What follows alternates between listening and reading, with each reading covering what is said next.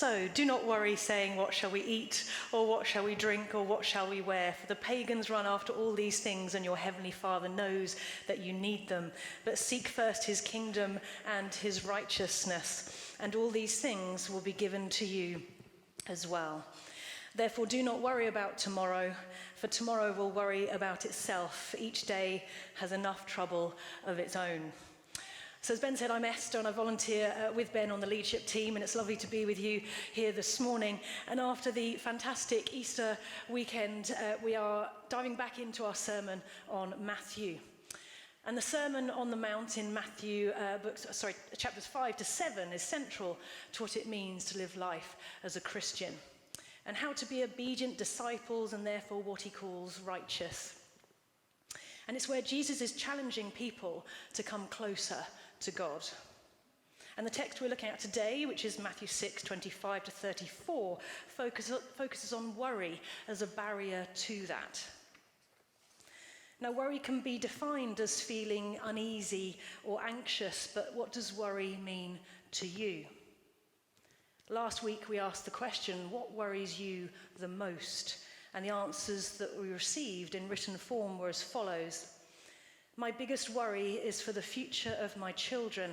With how things in this country are going at the moment, I worry my children will stand no chance in setting themselves up, even with me saving for them now.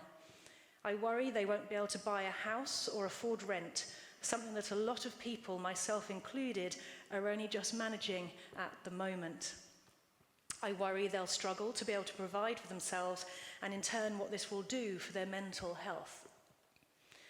Someone else wrote in and said, 2 things for me, but both relational. Losing those I love, immediate family members, and being and living alone for the rest of my life. Fear and worry are so connected. And then lastly, someone else said, I often refer back to the poem entitled Warning by Jenny Joseph with these memorable first lines. When I'm an old woman, I shall wear purple with a red hat which doesn't go and doesn't suit me. It presents an amusing way of facing what worries me most, the losses that aging may bring, slowing down, deterioration of sight, hearing, acuity, needing help after an independent life, increasing loneliness as friends die. Now, you may have been thinking about other things as I read those out that worry you, and we're certainly not short of things to worry about. Yet, at the beginning of our text, Jesus says, therefore I tell you, do not worry about your life, what you will eat or drink, or about your body, what you will wear. Is life not more than food, and the body not more than clothes?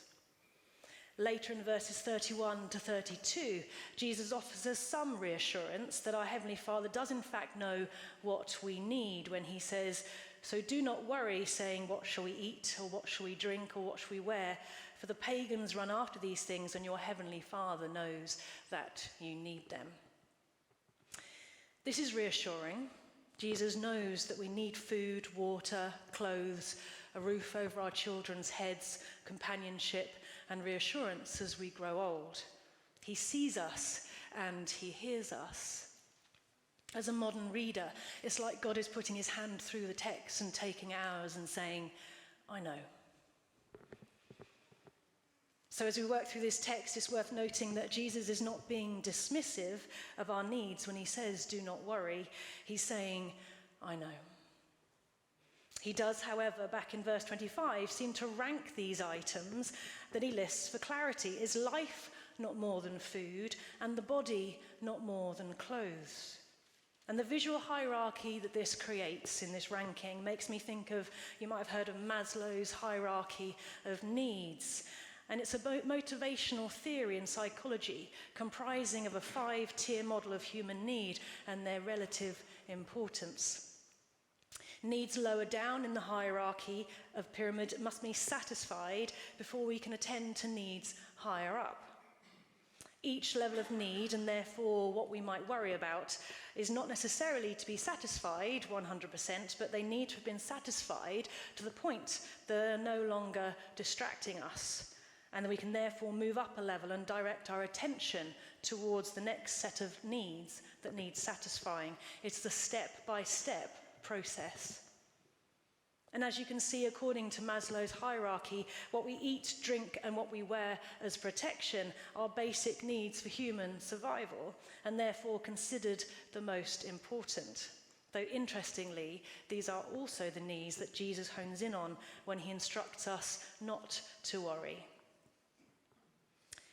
I was walking along Charing Cross Bridge recently and I saw the most heartbreaking thing. It was a beggar on the street, but he was bent over forwards, fully arms out like this, full length on the floor. His knees were bent, but his whole body was flat and his forehead was touching the ground with his cup just up, waiting for some money. It is the most overt begging position that I think I've ever seen. No eye contact, desperate, physically lowering himself compared to those around him with what I can only assume is shame. He had clothes, but were they warm enough? Did he have water? Did he have food? Did he have a roof to go back to later? Was he getting any sleep? Was he getting any of his basic needs met? Thousands of people just in that one day walked past regardless. I gave him some money as I returned on my way back over the bridge, though I didn't stop as I was with others, but I wish I had. I've not forgotten him, though, for the scene symbolised acutely the model promoted by Maslow's hierarchy of needs, which, remember, promotes the theory that needs lower down in the pyramid need to be satisfied before individuals can attend to needs higher up. And here on this bridge, I saw how your basic functional needs must be met before anyone will give you the time of day and offer you the love and belonging that comes further up the scale. Get yourself sorted first, and then we will love you. This is often how our world works.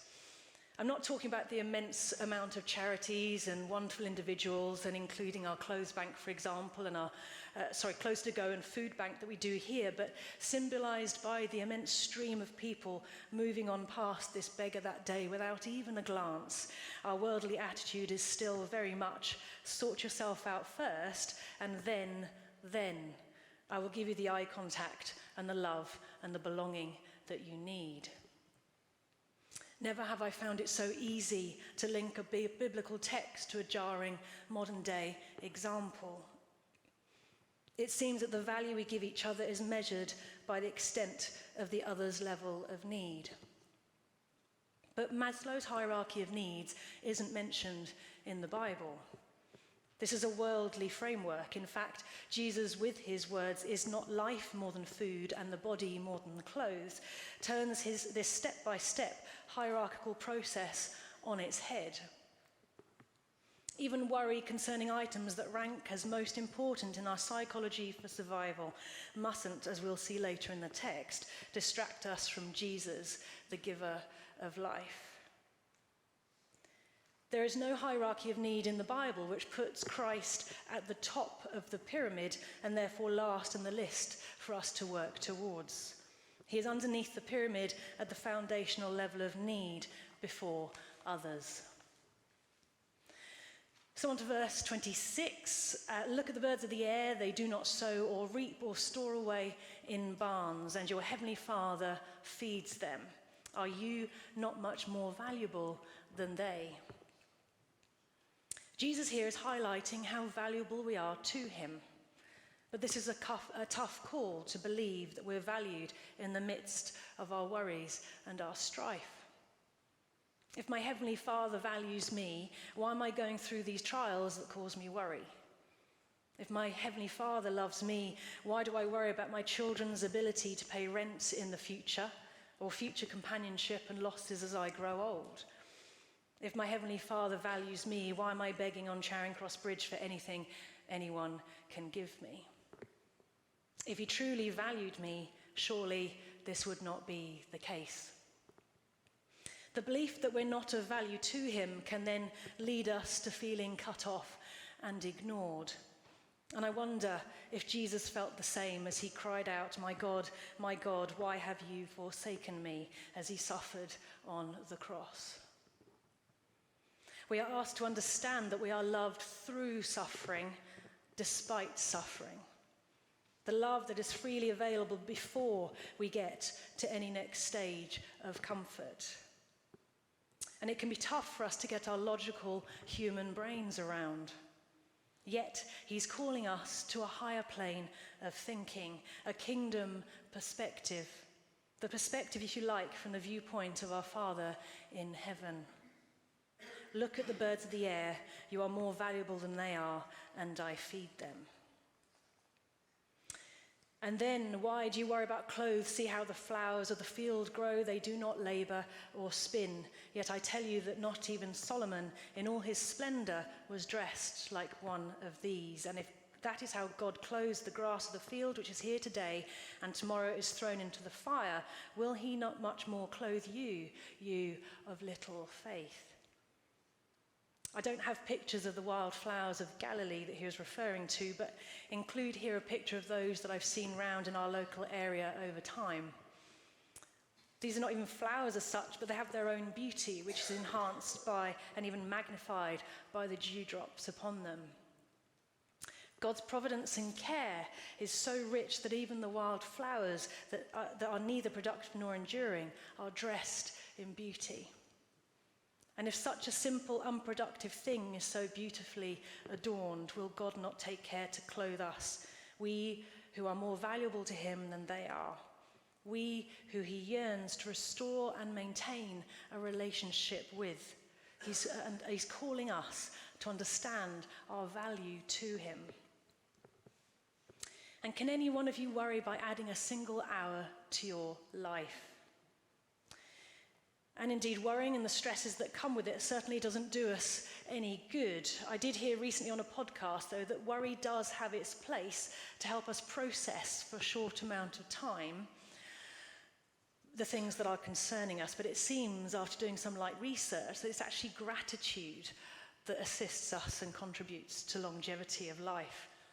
Apparently, studies show that positive emotions such as awe and gratitude can have strong health benefits like reducing chronic inflammation and decreasing harmful levels of the stress hormone by 23%. It also turns out that the brain can't respond to anxiety and gratitude at the same time. It truly is one or the other. So worry is a distraction from other health-enhancing emotions.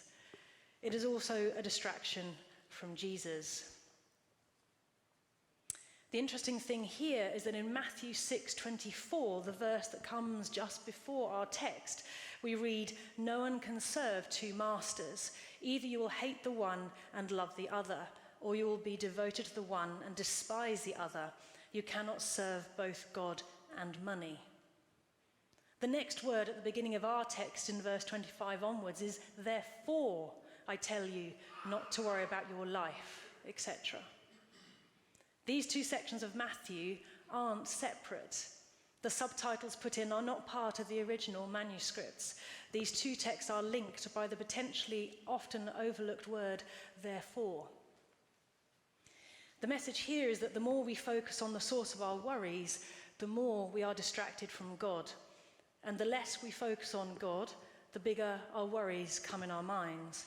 And the more we focus on our worries and the smaller God becomes, the worries in effect become our idol and we turn our back on God. And what strikes me is that just like only one side of the earth is filled with sunlight at any one time, with the rest existing in shadow, if we turn our back on the source of light, then we can only view what is in front of us through darkness. It's about perspective. And just like Maslow's hierarchy of needs, it's like we push Jesus to the top of the pyramid as the last thing that we need, focusing instead on satisfying all other things before him in our own strength. And the more we turn back on our God, the more his great love for us and his value of us and his provision for us become a distant memory. And the easier it is to blame him for our worries and lack of things we need. And so begins the slow deterioration of our relationship with God. But we're not alone in this. Throughout biblical history, us humans have always struggled with distraction. The book of Jeremiah, for example, centers around the relationship between God and his people being ruined because they reject the God of Israel in favor of other gods and idols. They say to wood, "You are my father." They say to stone, "You gave me birth." They have turned their backs to me and not their faces. And yet when they're in trouble, they say, "Come and save us." But where are the gods you made for yourselves? Let them come and save you if they can when you're in trouble. For you, Judah, have as many gods as you have towns. And when we show our backs to God, we symbolically speaking do the same thing. We put him behind us. He's out of sight. Now, I know some of you might think that God is omnipresent and he's everywhere, and that's true, but this isn't about where God puts himself. It's about where we put him and our focus. And positioning is so important. In Matthew 16:21, Jesus scolds Peter by saying, "Get behind me, Satan.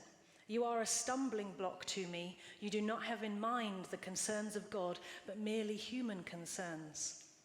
Peter was becoming a stumbling block to the need for Jesus to go to the cross and effectively embark on the journey that would lead to our salvation and restoration of our relationship with God through his death on the cross. That's almost the whole point of Jesus. Jesus, in a nutshell, restoring the relationship between God and his people.